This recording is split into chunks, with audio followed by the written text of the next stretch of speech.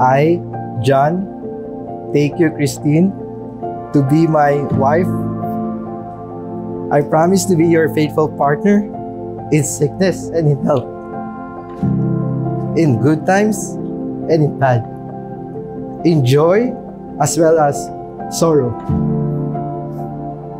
Kaya mahal ko, I promise you that for the rest of my life, mamahalin kita ng buo at totoo. I will choose to love and stay with you even through the hardest of times, kahit ilang away at iyak. I promise na hindi ako susuko at magiging lakas mo sa mga panahon na ikaw ang mahina. Ipagdadasal ka at ang ating pamilya ng buong tiwala kay God dahil siya'y magpapatibay at magpapasaya sa atin. Wow. I'm almost ready to call it now.